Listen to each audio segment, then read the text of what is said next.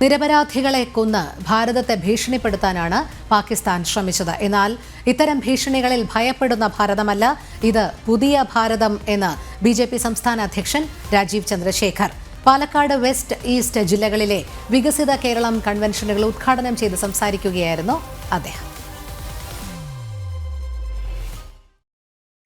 പാലക്കാട് ഒറ്റപ്പാലത്തെ സ്വകാര്യ ഓഡിറ്റോറിയത്തിലാണ് BJP Palakkad west ജില്ലയുടെ വികസിത കേരളം കൺവെൻഷൻ നടന്നത്. BJP സംസ്ഥാന അധ്യക്ഷൻ രാജീവ് ചന്ദ്രശേഖർ പരിപാടി ഉദ്ഘാടനം ചെയ്തു. വികസിത ഭാരതമെന്നാൽ സുരക്ഷിത ഭാരതമെന്ന് കൂടിയാണെന്നും രാജ്യസുരക്ഷയ്ക്ക് വേണ്ടിയുള്ള നടപടികളാണ് ഇപ്പോൾ അതിർത്തിയിൽ നടക്കുന്നതെന്നും അദ്ദേഹം പറഞ്ഞു. മുംബൈയിൽ ഭീകരാക്രമണം നടക്കുമ്പോൾ സൈന്യത്തിന് ബുള്ളറ്റ് പ്രൂഫ് കവചമോ മതിയായ ഉപകരണങ്ങളോ യുദ്ധവിമാനങ്ങളോ ഉണ്ടായിരുന്നില്ല. എന്നാൽ ഇന്ന് ഭാരതത്തിൻ്റെ സൈനിക ശക്തി എന്താണെന്ന് ലോകം മനസ്സിലാക്കിയിട്ടുണ്ട്. അതാണ് നരേന്ദ്രമോദി സർക്കാർ കൊണ്ടുവന്ന മാറ്റമെന്നും അദ്ദേഹം പറഞ്ഞു.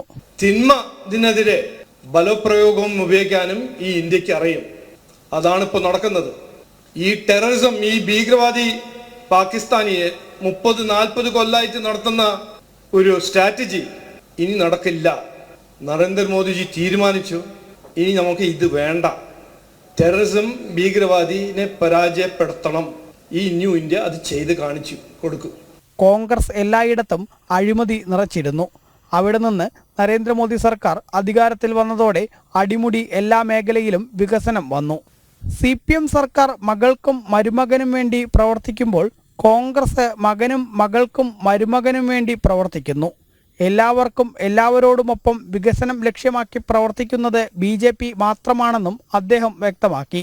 പാലക്കാട് ഈസ്റ്റ് ജില്ലയുടെ കൺവെൻഷൻ നഗരത്തിലെ സ്വകാര്യ ഓഡിറ്റോറിയത്തിൽ ബലിദാനികൾക്ക് മുൻപിൽ പുഷ്പാർച്ചന നടത്തിയാണ് ആരംഭിച്ചത്.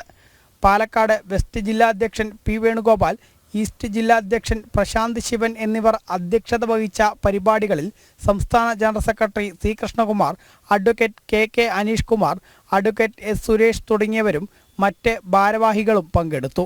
രണ്ടിടത്തും വിവിധ പാർട്ടികളിൽ നിന്നും BJPയിലേക്ക് എത്തിയവരെ ഷോളണിയിച്ച് സ്വീകരിച്ചു. ജനം, പാലക്കാട്.